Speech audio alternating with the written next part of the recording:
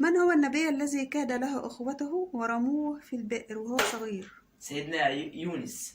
يوسف انا قلت اثنين. لا هي 2 من 6. تمام. طيب كم عدد الأنبياء الذين ذكروا في القرآن الكريم؟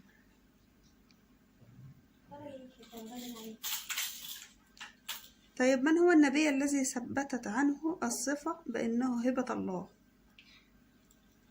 سيدنا محمد. غلط. سيدنا يونس. سيدنا عيسى. مش عارفين خلاص. سيدنا إسحاق عليه السلام. طيب من هو النبي الذي لقب بإسرائيل؟ إسرائيل. بس سيدنا إدريس. سيدنا عبد. صح. من هو أكثر نبي ذكر في القرآن الكريم؟ سيدنا لوط. لا. سيدنا محمد. غلط. سيدنا محمد أكثر نبي. من هو خازن الجنة؟ سيدنا رضوان. صح. خذ يا أحمد. من هو خازن النار؟ سيدنا مالك. أنا قلت والله أنا قلت. أحمد اللي قال يا كوكو. ها. أحمد اللي قال.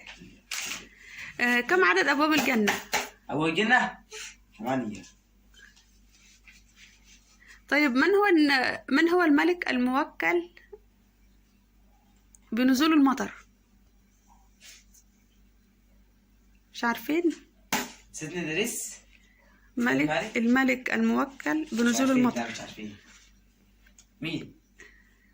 يلا عارفين ولا لا؟ ميكائيل. صح. ايه ده؟ انت قلت ميكا. من هو الصحابي الذي اهتز لموته عرش الرحمن؟ الصحابي؟ أبو بكر الصديق. لا.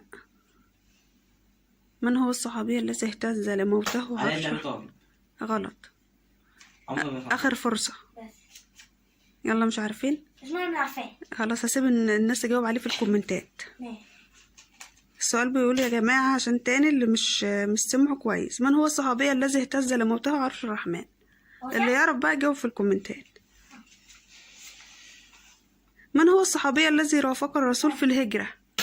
أبو بكر الصديق. صح.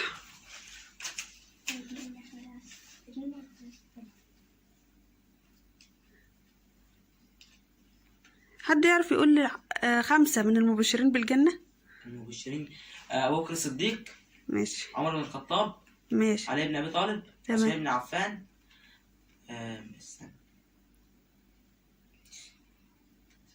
أبو عبيدة. لا. أبو عبيدة. صح. بس كده 5.